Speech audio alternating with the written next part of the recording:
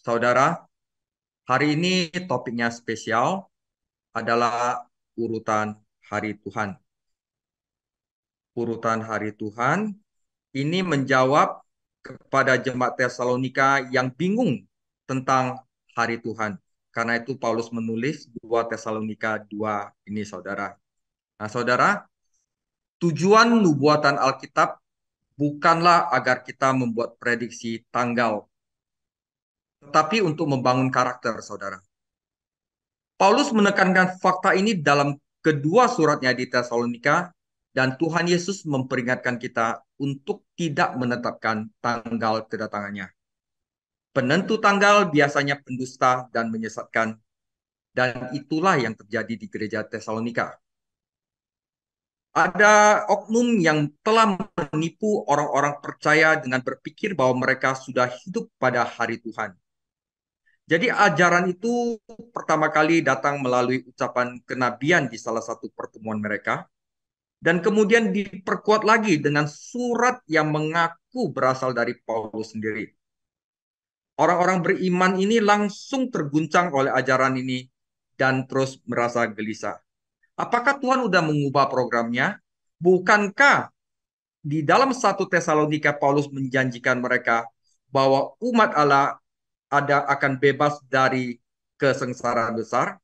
Jadi 1 Tesalonika 5 ayat 9, karena Allah tidak menetapkan kita untuk ditimpa murka, tetapi untuk beroleh keselamatan oleh Yesus Kristus Tuhan kita.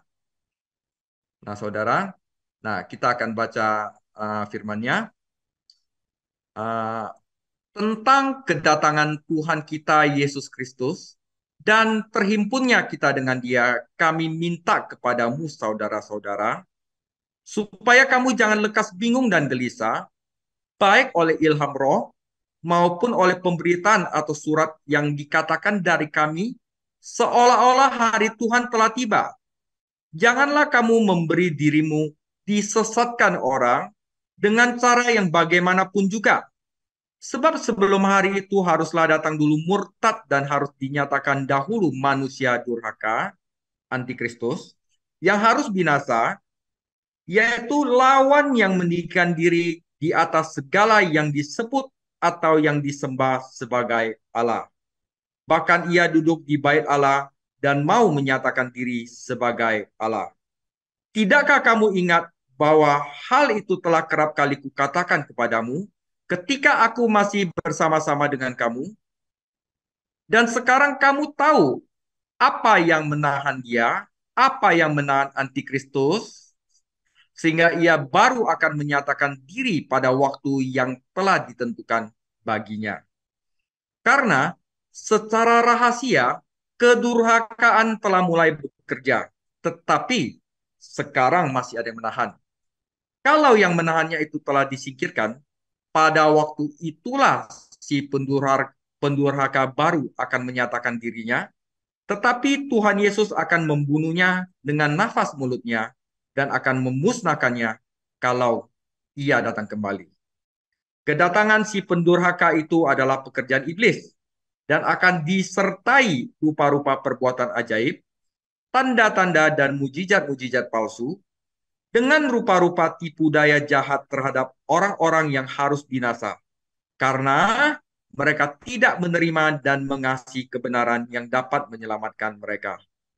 Dan itulah sebabnya Allah mendatangkan kesesatan atas mereka yang menyebabkan mereka percaya akan dusta, supaya dihukum semua orang yang tidak percaya akan kebenaran dan suka kejahatan.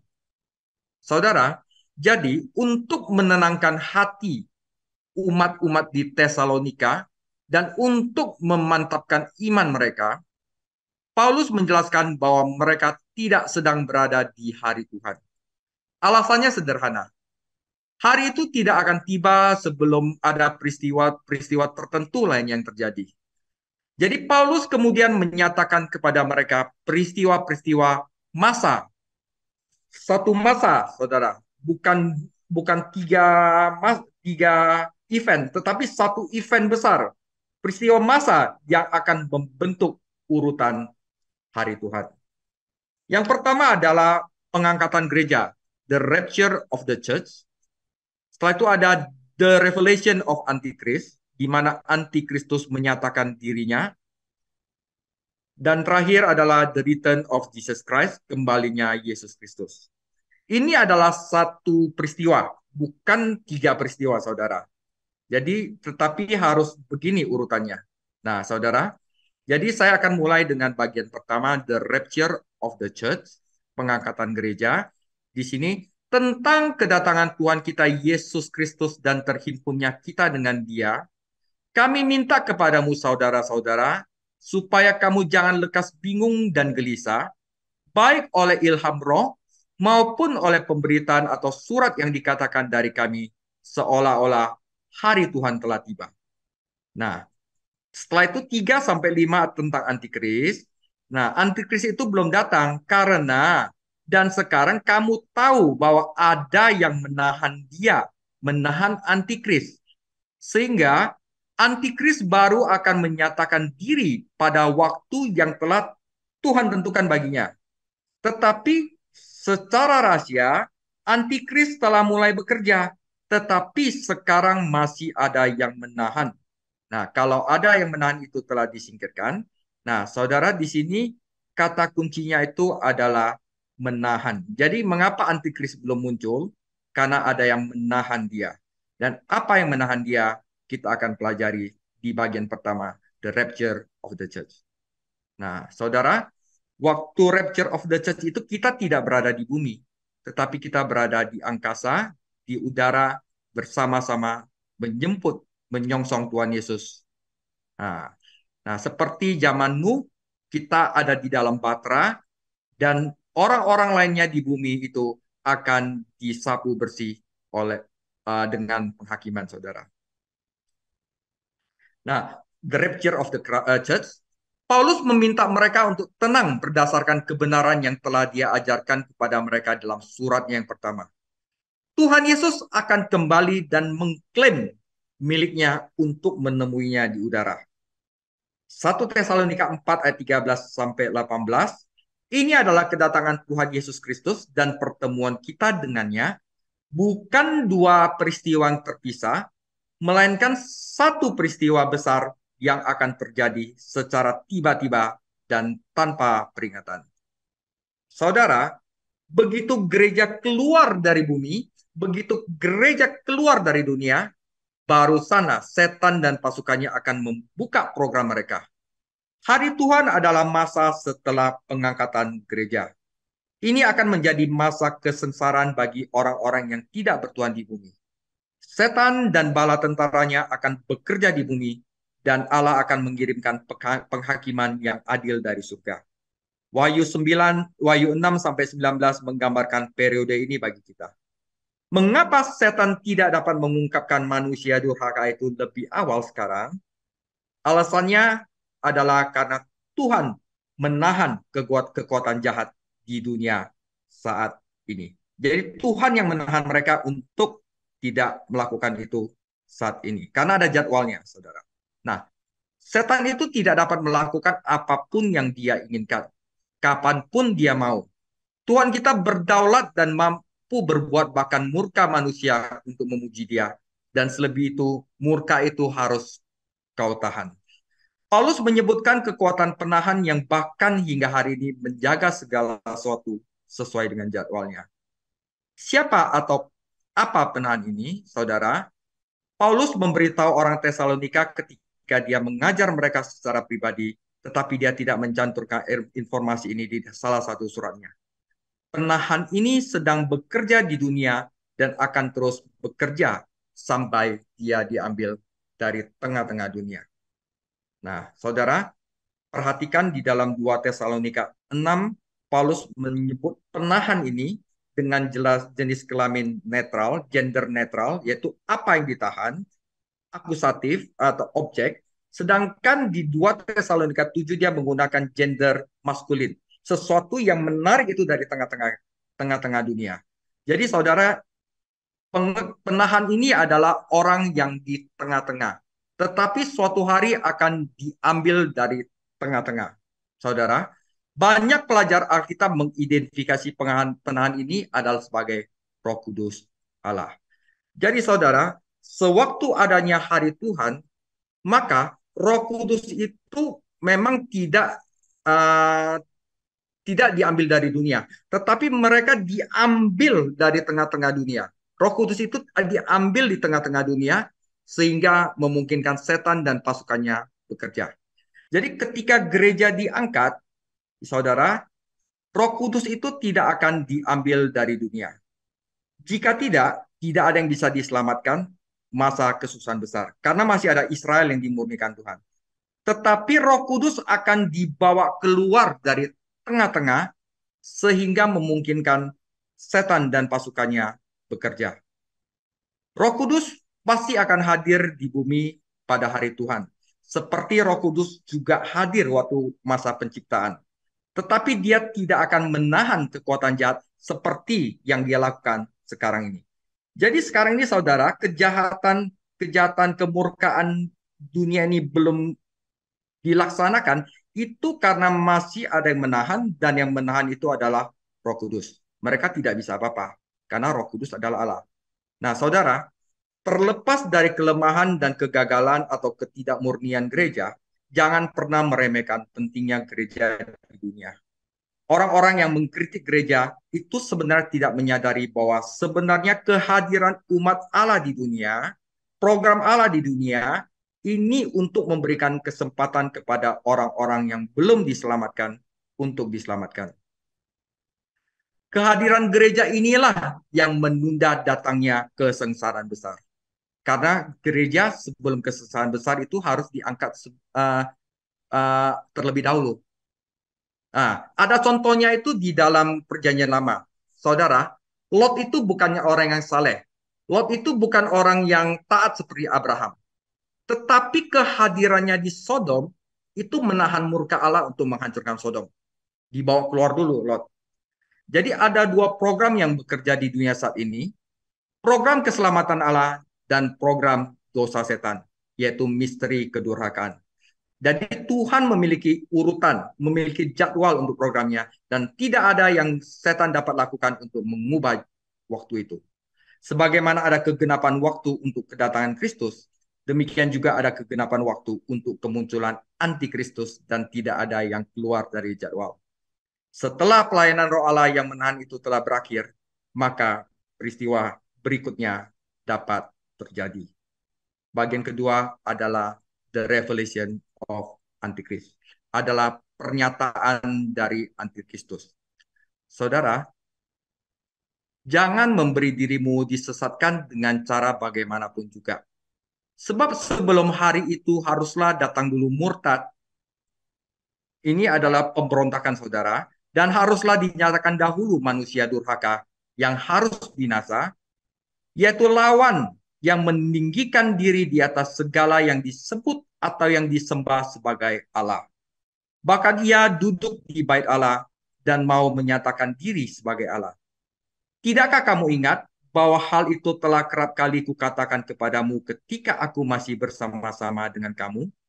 Pada waktu itulah si pendurhaka baru akan menyatakan dirinya. Tetapi Tuhan Yesus akan membunuhnya dengan nafas mulutnya dan akan memusnahkannya kalau ia datang kembali. Saudara, di dalam Wahyu, Antikristus itu dilambangkan seekor binatang yang keluar dari dalam laut. Antikristus itu di dalam Tesalonika disebut manusia durhaka atau the man of lawlessness. Penganiaya, penindas, saudara. Jadi kita harus tahu bahwa nanti kekuatan jahat itu tidak hanya antikris. Antikris itu ada antek-anteknya. Nah, saya akan jelaskan ada 3 kekuatan jahat yang akan muncul pada masa akhir. Nah, kita akan belajar antikristus dulu. Wahyu 13 ayat 1 sampai 3. Lalu aku melihat seekor binatang keluar dari dalam laut, bertanduk 10 dan berkepala 7. Di atas tanduk-tanduknya terdapat 10 mahkota dan pada kepalanya tertulis nama-nama hujat. Binatang yang kulihat ini serupa dengan macan tutul, dan kakinya seperti kaki beruang, dan mulutnya seperti mulut singa. Dan naga, yaitu setan sendiri, akan memberikan kepada antikristus kekuatannya dan tahtanya dan kekuasaannya yang besar. Saudara, kalau kita baca kitab Wahyu, jadi ini adalah simbolik. Jadi apokaliptik simbolik. Jadi kalau misalnya binatang keluar dari laut, bukan benar-benar ada binatang yang kepala 10 keluar dari laut. Tapi ini menandakan kalau bertanduk 10 itu, berkepala 7 itu ada 10 mahkota, bahwa ada 10 raja akan bergabung yang akan menaati antikristus. Ya. Nah, antikristus itu dibantu oleh yang namanya nabi palsu, penyesat agama. Saudara, di dalam Wahyu 13:1, dan aku melihat seekor binatang lain keluar dari dalam bumi dan bertanduk dua, sama seperti anak domba. Jadi dia itu meniru anak domba, seakan-akan dia adalah agama yang benar, tetapi dia berbicara seperti seekor naga. Dan seluruh kuasa binatang yang pertama itu dijalankan di depan matanya. Ia menyebabkan seluruh bumi dan semua penghuninya menyembah binatang pertama yang luka parahnya telah sembuh. Dan ia mengadakan tanda-tanda yang dahsyat, bahkan ia menurunkan api dari langit ke bumi di depan mata semua orang. Jadi antek dari antikristus disebut nabi palsu, penyesat agama. Dilambangkan oleh seekor domba yang mempunyai bertanduk dua, tetapi bicaranya itu seperti seekor naga, saudara. Dan yang ketiga, saudara, antek-anteknya antikristus adalah pelacur Babel, saudara. Nah, dia itu duduk di punggungnya antikristus. Jadi yang dia memikat orang untuk menyembah binatang ini. Wahyu 17 ayat 3, dan aku melihat seorang perempuan duduk di atas seekor binatang yang merah ungu, yang penuh tertulis dengan nama-nama hujat. Binatang itu mempunyai 7 kepala dan 10 tanduk, seperti yang tadi. Dan perempuan itu memakai kain ungu dan kain kirmisi yang dihiasi dengan emas, permata, dan mutiara. Dan di tangannya ada suatu cawan emas, penuh dengan segala kekejian dan kenajisan percabulannya. Dan pada dahinya tertulis suatu nama, suatu rahasia. Babel besar, ibu dari wanita-wanita pelacur dan dari kekejian di bumi. Dan tugasnya pelacur Babel itu untuk merayu dalam bidang budaya. Yang pertama penindasan politik, yang kedua nabi palsu penyesat agama, yang ketiga perayu budaya, saudara. Jadi ini adalah tiga kekuatan jahat yang akan muncul pada hari penghakiman. Nah, saudara, saya tadinya uh, cek kitab Daniel, Zakaria, Yesaya, bahkan Wahyu, dan ternyata itu sulit dipahami. Jadi saya di sini bikin suatu cerita bagaimana setan memberikan kekuasaan kepada antikristus, nabi palsu, dan lain-lainnya lagi. Jadi ini saya akan persingkat, saudara. Jadi saat ini tidak selalu memberitahu kita banyak tentang masa depan. Tapi anehnya, kelihatannya, masa depan terkadang bisa memberitahu kita banyak hal tentang masa kini. Bagaimana itu bisa terjadi? Saudara, dengan bantuan Alkitab, kita bisa mengetahui masa depan. Walaupun Alkitab tidak memberitahu kita segalanya tentang masa depan, tetapi Alkitab menunjukkan kepada kita tiga kekuatan yang akan menguasai akhir sejarah. Dan itu menunjukkan kepada kita apa hasil akhirnya dari sejarah nantinya. Alkitab memberitahu kita bagaimana ceritanya berakhir, saudara. Dan itu membantu kita memahami setiap bab yang sedang kita pelajari saat ini. Saudara, mulai dari Wahyu 13 itu mencatat penglihatan tentang naga merah yang sangat besar, yaitu setan, yang tidak lain adalah setan sendiri.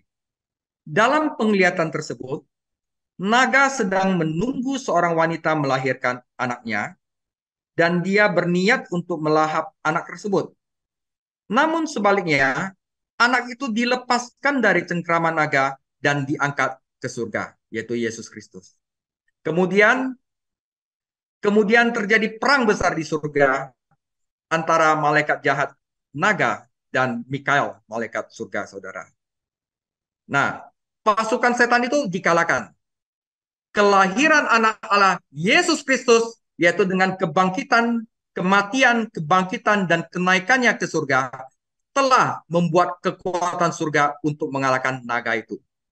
Kelahiran Tuhan Yesus Kristus, kemenangannya atas maut, dan kenaikannya ke tata Allah telah mengalahkan iblis. Kekuatan Tuhan telah memenangkan kemenangan yang besar. Itu sebelumnya. Tetapi saudara, ini belum akhir dari cerita. Kenapa saudara? Naga itu telah dikalahkan. Telak saudara, tetapi belum dihancurkan. Dia itu terluka, tetapi tidak mati. Naga yang terluka itu berbahaya, saudara. Wahyu 12 ayat 12. Karena itu bersukacitalah, hai surga, hai kamu sekalian yang diam di dalamnya, yaitu orang-orang yang telah rapture, diangkat, dan celakalah kamu, hai bumi dan laut, karena iblis telah turun kepadamu dalam geramnya yang dahsyat, karena ia tahu bahwa waktunya sudah singkat. Saudara, kadang-kadang ketika kita melihat hal-hal yang mengerikan terjadi, Anda mungkin berpikir bahwa setanlah yang menang, tetapi apakah dia benar-benar menang? Nah, saudara, setan itu ganas karena dia terluka, saudara. Bukan karena dia menang, tetapi karena dia sudah kalah dan sangat marah karenanya. Tuhan Yesus telah memenangkan pertempuran lewat kematian dan kebangkitannya. Dan yang dapat setan lakukan hanyalah untuk mencoba untuk menimbulkan masalah sebanyak mungkin yang dia bisa dalam waktu tersisa. Saudara, dengan melihat gambaran ini, mari kita lihat kekuatan masa depan dan lihat apa yang mereka ceritakan tentang masa kini. Setelah kekalahan setan dalam Wahyu 12, naga itu sendiri sebagian besar berada di belakang. Dan dia menggunakan 3 kekuatan lainnya untuk melakukan pekerjaan kotornya. Saudara, seperti yang tadi udah baca firman di Wahyu 13, bagian pertama dari Wahyu 13 memperkenalkan kita pada seekor binatang yang muncul dari dalam laut. Sosok yang mengerikan ini adalah sosok yang dijelaskan di bagian lain dari Alkitab sebagai manusia durhaka, yaitu di 2 Tesalonika 2 ayat 3 atau Antikristus. 1 Yohanes 2 ayat 18. Antikristus itu akan menjadi penguasa politik. Dia akan menguasai dunia dan menjadikan satu pemerintahan di dunia. Kekuatannya akan menjadi perpanjangan dari kekuatan setan sendiri, dan kebanyakan manusia tidak akan mampu melawan. Wahyu mengatakan, manusia menyembah naga itu karena dia telah memberikan kuasa kepada binatang itu, dan mereka yang juga menyembah binatang itu bertanya, siapakah yang seperti binatang itu? Siapakah yang dapat berperang melawannya? Siapapun yang nanti tidak tunduk kepada Antikristus dan tidak menyembahnya, termasuk semua yang menjadi milik Yesus, akan dibunuh. Seolah itu belum cukup buruk, Antikristus juga memiliki antek-anteknya, saudara.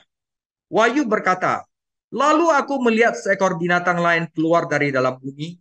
Ia bertanduk 2, sama seperti anak domba, tetapi ia berbicara seperti seekor naga. Dengan kata lain, binatang kedua ini mencoba tampil seperti anak domba Allah, Yesus Kristus, tetapi dia palsu, saudara. Dia tidak mengucapkan firman Tuhan. Kata-katanya adalah kata-kata naga, si iblis. Di tempat lain, kitab Wahyu menyebut binatang kedua ini sebagai nabi palsu. Ini referensinya, saudara. Nabi palsu memiliki satu tujuan, yaitu menipu orang, menyesatkan orang, dan membuat mereka menyembah Antikristus. Wahyu 13 mengatakan, nabi palsu pun dapat melakukan tanda-tanda besar dan ajaib, bahkan menyebabkan api turun dari langit ke bumi di depan mata manusia. Karena tanda-tanda yang diberikan kepadanya, kuasa untuk melakukan atas nama binatang pertama, dia lagi menipu penduduk bumi. Dia memerintahkan penduduk bumi, memerintahkan manusia untuk mendirikan patung untuk menghormati binatang itu. Dia diberi kuasa untuk memberikan nafas kepada patung binatang pertama, sehingga dapat berbicara dan menyebabkan semua orang yang menolak untuk menyembah patung binatang pertama akan dibunuh. Menjelang akhir zaman, agama palsu pun akan bersatu dengan pemerintahan global yang brutal, saudara. Jadi binatang keluar dari laut dan yang darat itu bergabung. Tetapi nabi palsu akan menjadi marketing dalam upaya ini. Dengan kata-katanya yang licik, keajaibannya yang mencolok, nabi palsu itu akan menjadi penyesat agama yang paling utama. Dia memiliki kekuatan penganiayaan binatang pertama dan membunuh mereka yang menolak binatang itu. Nah, terus Wahyu 17 memperkenalkan kita kepada kekuatan ketiga di masa depan, yaitu seorang pelacur bernama Babel. Babel pelacur ini, kata Wahyu, adalah kota besar yang memerintah raja-raja di bumi. Siapa yang bisa memerintah raja-raja di bumi? Tien, saudara, ekonomi. Pada saat waktu Wahyu ditulis, kota yang berkuasa adalah Roma. Kembali ke kerajaan Babilonia atau bahkan lebih jauh lagi menara Babel. Babel, Babilonia dalam Alkitab mewakili suatu budaya dan peradaban manusia yang bersatu melawan Tuhan. Dalam Wahyu, pelacur Babel tidak melambangkan satu orang, tetapi seluruh sistem dunia, seluruh peradaban dunia dengan kekuatan rayuan pemikat yang sangat besar, saudara. Alkitab mengatakan bahwa metode utama Babel adalah uang. Dia adalah pusat perdagangan dan keuangan di dunia, dan perdagangan dan budaya. Dan orang-orang bersedia melakukan hampir semua hal dengannya jika saja manusia yang terhilang itu terobsesi dengan dunia. Babel pelacur adalah ibu kota peradaban dunia yang terobsesi dengan uang.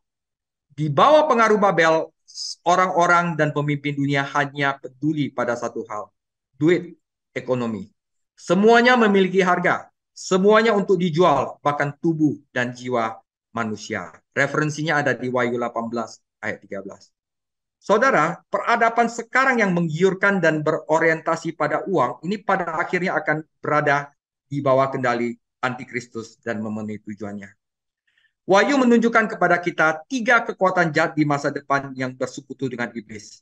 Binatang atau antikristus adalah yang paling utama dalam penganiayaan politik. Nabi palsu adalah yang paling utama dalam penipuan agama. Pelacur adalah yang paling utama dalam rayuan budaya, saudara. Di dalam surat Tesalonika, Paulus tidak menggunakan istilah antikristus dalam suratnya. Istilah ini digunakan di Perjanjian Baru oleh Yohanes. Tetapi ini adalah nama yang kita gunakan untuk mengidentifikasi diktator besar dunia terakhir nanti, saudara. Yang Paulus katakan sebagai manusia durhaka yang ada di Gua Tesalonika. Si pelanggar hukum, the man of lawlessness. Setan telah berperang dengan Allah sejak dia memberontak melawan Allah dan berusaha merebut tahta Allah. Karena dia ingin menjadi seperti Allah. Dia kemudian menggoda Hawa di taman dan melalui Hawa menyebabkan Adam jatuh.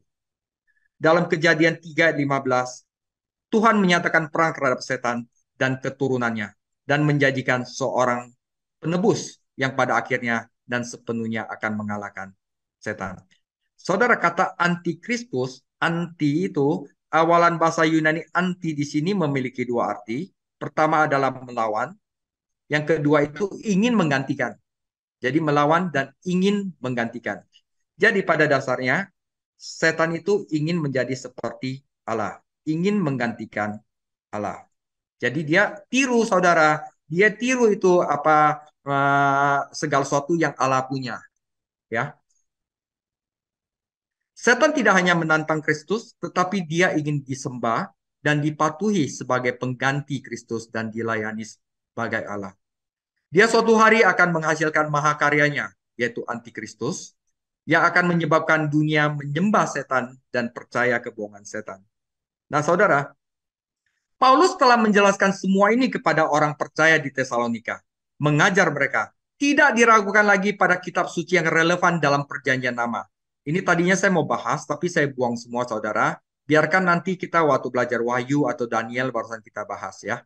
Kita beruntung memiliki seluruh Alkitab untuk dipelajari, sehingga kita bisa mendapatkan gambaran lengkap tentang antikristus dan pekerjaannya.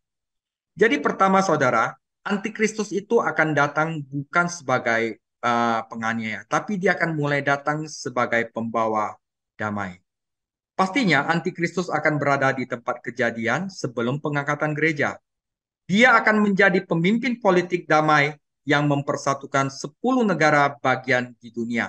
Jadi ada 10 mahkota, saudara, itu menyatakan 10 negara di bagian di dunia yang menjadi sebuah blok kekuatan yang kuat. Referensinya ada di Wahyu 17 ayat 12 sampai 13. Nah, saudara, jadi Four Horsemen of Apocalypse ini menggambarkan semuanya tentang antikris. Pertama, dia akan datang sebagai pembawa damai, seperti Tuhan Yesus. Karena dia memang benar-benar pengen seperti Tuhan Yesus. Tuhan Yesus adalah Kristus, dia adalah antikristus, antinya saudara. Dia tidak bawa pedang seperti Tuhan Yesus, dia bawa busur. Busur itu melambangkan perdamaian seperti busur pelangi, saudara. Tetapi tidak ada panahnya. Jadi ini artinya adalah dia itu adalah penipu. Nah, setelah 3,5 tahun, dia akan jadi penganiaya. Dia membawa pedang untuk menganiaya orang-orang tidak mau tunduk kepadanya. Dan dia juga di sini ada apa namanya timbangan. Artinya dia akan memeras orang dan menguasai semua perekonomian, saudara. Timbangan itu adalah perekonomian. Boleh diterjemahkan juga hukum, saudara. Untuk menguasai dunia. Barusan yang terakhir dia akan memusnahkan dunia. Jadi dia menipu, membunuh, dan membinasakan. Nah, ini semua adalah gambaran dari antikristus yang nanti kita akan belajar di kitab Wahyu. Jadi saya akan gambaran aja, saudara. Nah, Wahyu 6 ayat 1, maka aku melihat anak domba itu membuka yang pertama dari ketujuh betra itu. Dan aku mendengar yang pertama dari keempat makhluk itu berkata dengan suara bagaikan bunyi riuh, mari. Dan aku melihat sesungguhnya ada seekor kuda putih. Dan orang yang menungganginya memegang sebuah panah dan kepadanya dikaruniakan sebuah mahkota. Lalu ia maju sebagai pemenang untuk merebut kemenangan. Seakan-akan menjadi pembawa damai. Nah, Daniel 17 ayat 12. Dan ke-10 tanduk yang telah kau lihat itu, saudara, yang ke-10 tanduk yang ada di binatang yang pertama itu adalah 10 raja, saudara, yang belum mulai memerintah, tetapi hanya 1 jam lamanya mereka akan menerima kuasa sebagai raja bersama-sama dengan binatang itu. Mereka seia sekata kekuatan dan kekuasaan mereka berikan kepada binatang itu. Maka itu binatang yang keluar dari dalam laut, antikristus itu punya 10 mahkota. Jadi penunggang kuda putih itu meniru Kristus. Dia maju untuk menaklukkan dengan damai. Dia memiliki busur tetapi tidak memiliki anak panah. Dia akan membawa kedamaian singkat ke dunia sebelum murka hari Tuhan pecah, saudara. Nah, Israel akan diyakinkan untuk membangun kembali bait sucinya di masa damai. Dia menipu. Penandatanganan perjanjian ini bukan pengangkatan gereja yang menandakan dimulainya periode 7 tahun yang dikenal sebagai hari Tuhan. Nah, tetapi saudara, dia itu murtad, saudara. Dia menjadi pemberontak. Makanya dibilang harus ada yang murtad dulu, saudara. Dia akan menjadi pemecah kedamaian. Setelah 3,5 tahun, Antikristus akan melanggar perjanjiannya dengan orang Yahudi dan mengambil alih bait suci mereka. Inilah yang Paulus sebut sebagai kemurtatan. Terjemahan yang lebih baik adalah pemberontakan, bukan sekedar pemberontakan, tetapi pemberontakan total. Sampai saat ini, Antikristus telah menjadi pemimpin perdamaian dari 10 negara.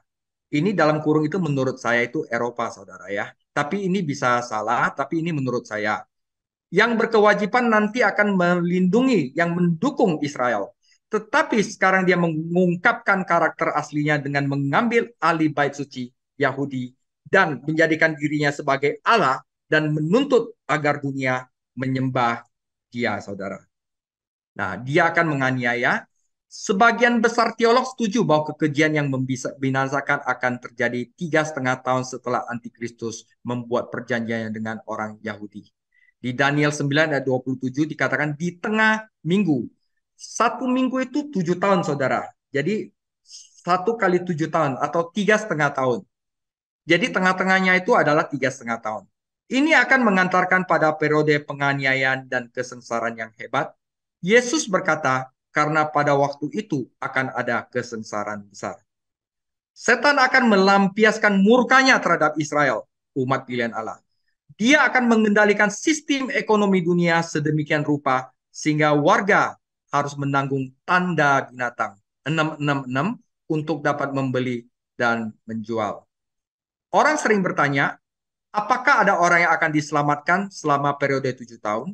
Nah, saudara, saya tidak akan bilang ada atau tidak, tetapi saya akan berpusat pada firman Tuhan. Firman Tuhan berkata, karena ini adalah pemurnian Israel, maka di dalam Wahyu 7 ayat 1 sampai 8 menyatakan bahwa ada 144.000 orang Yahudi yang akan diselamatkan. Jadi meskipun si penahan, meskipun Roh Kudus keluar dari tengah-tengah dunia sebagai kuasa penahan, tetapi ia akan tetap bekerja dengan kuasa penebusan, saudara. Namun akan sangat mahal untuk mempercayai Kristus dan hidup baginya selama waktu itu. Orang-orang percaya akan menolak untuk tunduk pada patung binatang itu akan dibunuh, saudara. Keji, saudara. Mereka akan menolak memakai tandanya dan dengan demikian mereka tidak dapat mendapatkan pekerjaan atau melakukan jual beli. Tetapi iblis dan antek-anteknya akan menjadi tahanan di Wahyu 19. Ingatlah bahwa Tuhan memiliki jadwal. Setan tidak akan diizinkan untuk menguasai dunia selamanya. Yesus Kristus akan kembali dalam kuasa dan kemuliaan yang besar dan membawa antikristus dan rekan-rekannya sebagai tawanan dan juga bosnya setan dan melemparkan mereka ke jurang maut, saudara.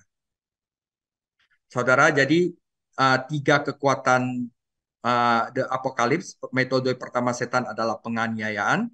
Ketakutan, saudara. Dia merobohkan iman kita dengan ketakutan. Bukan hanya kemungkinan di masa depan, sebenarnya itu adalah realitas saat ini.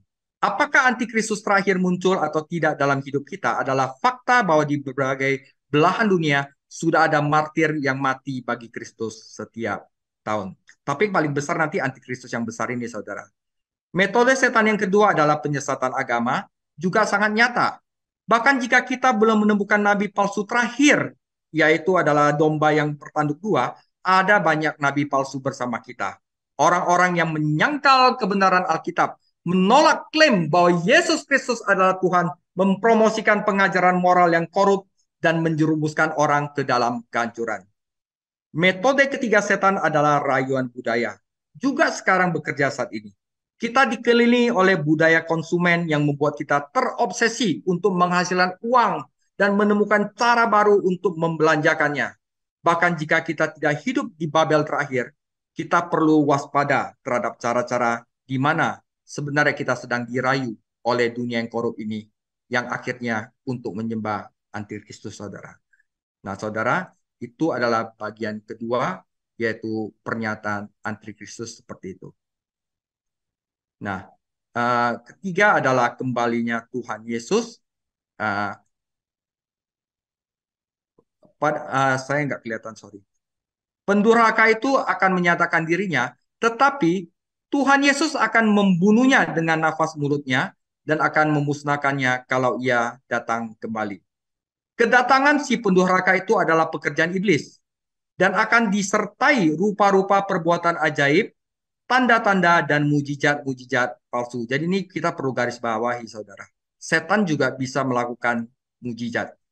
Dengan rupa-rupa tipu daya jahat terhadap orang-orang yang harus binasa. Kenapa mereka harus binasa? Karena mereka tidak menerima dan mengasihi kebenaran yang dapat menyelamatkan mereka.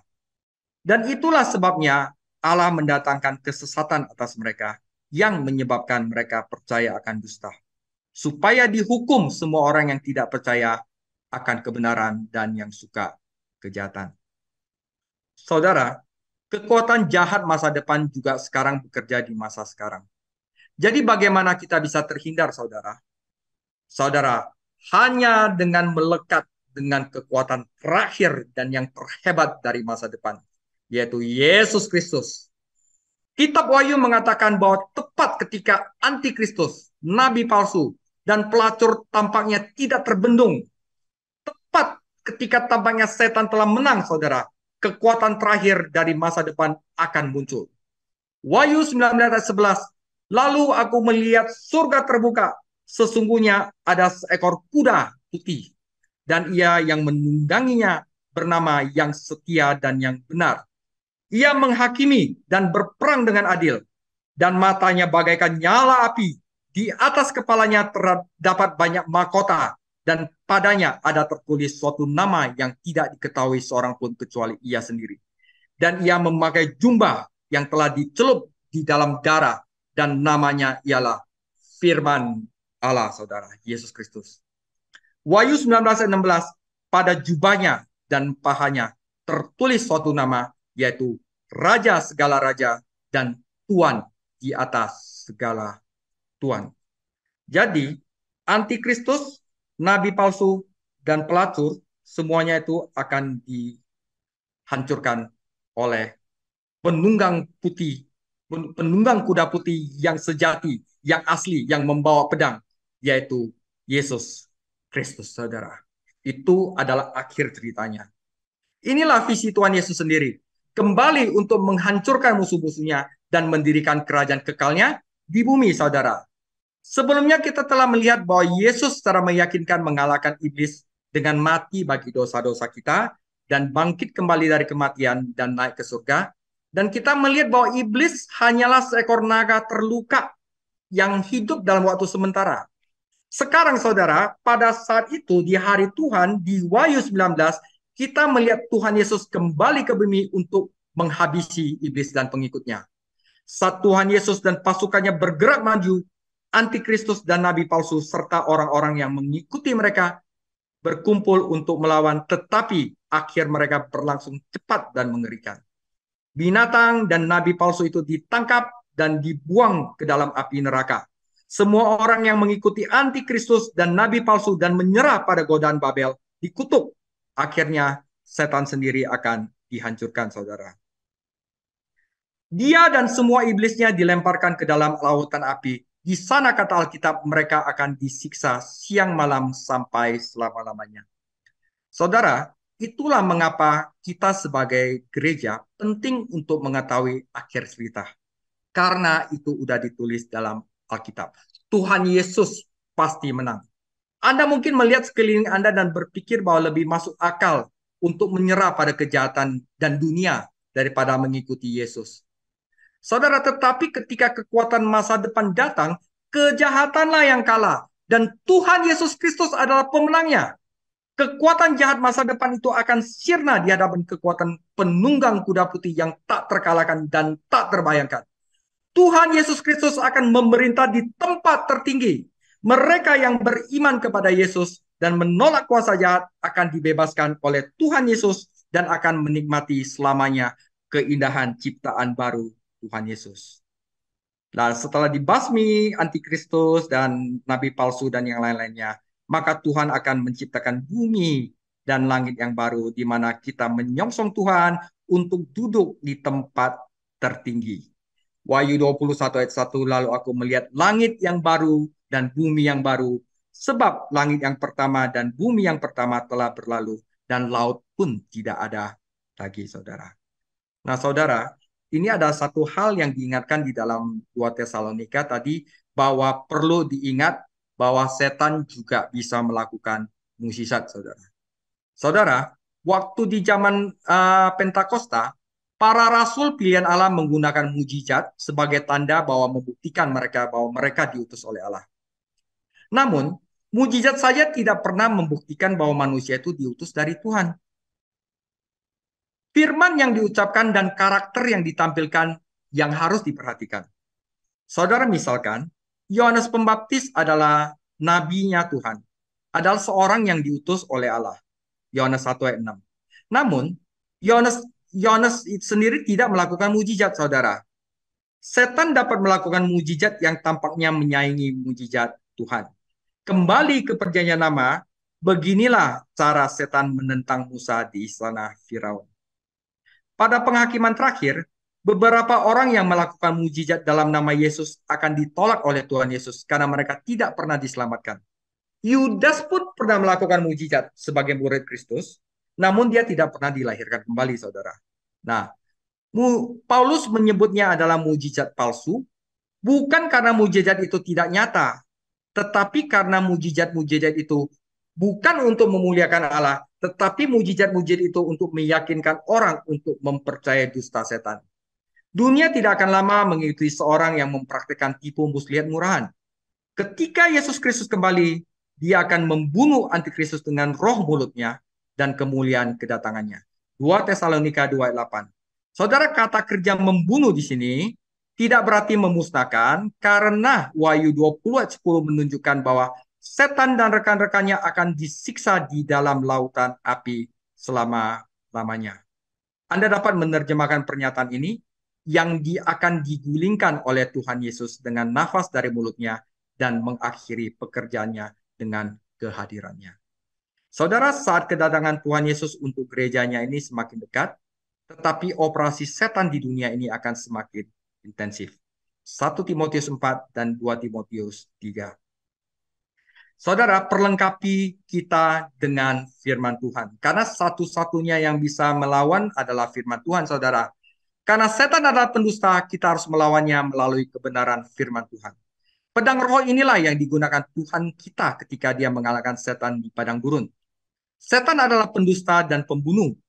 Tuhan memberikan hidup melalui kebenarannya, setan membunuh dengan kebohongannya. Dan kita didorong untuk mengetahui bahwa suatu hari Tuhan Yesus akan sepenuhnya menggulingkan setan dan sistemnya. Dalam paragraf terakhir, saudara, 2 Tesalonika yang terakhir, Paulus mengajarkan sebuah kebenaran yang serius. Seseorang bisa menolak kebenaran sehingga dia akhirnya tertipu dan harus mempercayai kebohongan. Jadi tidak ada dasar yang netral. Entah kita percaya kepada kebenaran atau kita percaya kebohongan. Menolak kebenaran berarti menerima kebohongan. Sebagai refleksi, apakah ini berarti bahwa Allah harus dipersalahkan atas penolakan manusia terhadap Kristus? Nah, kita balik lagi, mari kita lihat kondisi spiritual Firaun ketika Musa membawa ulah ke Mesir. Firaun mendengar firman Tuhan dan melihat mujizat Tuhan, namun dia menolak tunduk pada kehendak Tuhan. Firaun kadang-kadang mengalah dan memberi basa-basi pada kehendak Tuhan. Tetapi pada akhirnya dia selalu menolak dan menolak untuk menaati Tuhan. Dia mengeraskan hatinya sehingga dia tidak bisa mempercayai kebenaran lagi. Dan ini menyebabkan penghakiman Tuhan atas tanah Mesir. 2 Tesalonika 2 ayat 11 berbunyi secara harfiah, supaya mereka yang tidak percaya kepada kebenaran, mereka akan percaya kepada dusta. Apa itu dusta? Setan adalah pendusta dan telah melakukan banyak penipuan pada umat manusia. Tetapi ada satu kebohongan yang sejak awal menyesatkan orang. Setan pertama kali mengatakan kepada Hawa, kamu akan menjadi seperti Allah, saudara. Kebohongan adalah gagasan bahwa manusia adalah Tuhannya sendiri. Dan karena itu dapat melakukan apapun yang dia suka dan memperbaiki dirinya sendiri dengan usahanya sendiri. Prosesnya dijelaskan dalam Roma 1 ayat 18, perhatikan khususnya pada Roma 1 ayat 25, yang menukar kebenaran Allah dengan dusta dan menyembah dan melayani ciptaan lain daripada Sang Pencipta. Saudara, kesombonganlah yang mengubah setan menjadi setan. Kesombonganlah yang menjebak manusia untuk melakukan kehendak setan di dunia ini. Kadang-kadang orang berkata, sekarang kamu adalah seorang yang penting. Wah, sembah dan layani diri Anda atau orang lain daripada Sang Pencipta. Ini adalah kebohongan setan. Dan saya khawatir itulah yang mengatur dunia saat ini. Allah pada mulanya menjadikan manusia menurut gambarnya. Hari ini manusia membuat Tuhan menurut gambarnya sendiri.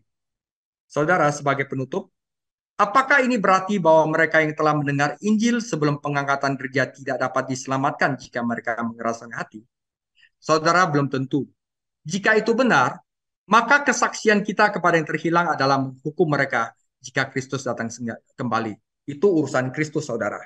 Namun, itu berarti bahwa tidak ada orang berdosa yang terhilang yang mampu memperlakukan kebenaran Allah dengan sembarangan atau menolak anak Allah berulang kali.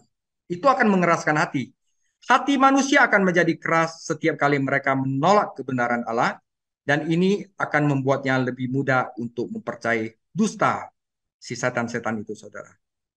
Saudara, kita sebagai jemaat-jemaat Allah, betapa jauh lebih baik kita belajar dari orang-orang Tesalonika. Bagaimana kita mengikuti teladan orang-orang percaya di Tesalonika yang menerima firman Allah bukan sebagai perkataan manusia, tapi sebagai firman Allah. Mereka menerima kebenaran dan diselamatkan. Saudara, sudahkah Anda menerima kebenaran? Saudara, saya berharap Anda tetap setia dan mengikuti pendalaman Alkitab seperti yang dilakukan oleh jemaat-jemaat di Tesalonika. Demikian sharing singkat saya. Tuhan Yesus memberkati. Nah, ini akan membawa kepada topik berikutnya, yaitu bagaimana kita bertanggung jawab kepada firman Tuhan. Jadi minggu depan adalah suatu topik yang sangat penting sekali, saudara.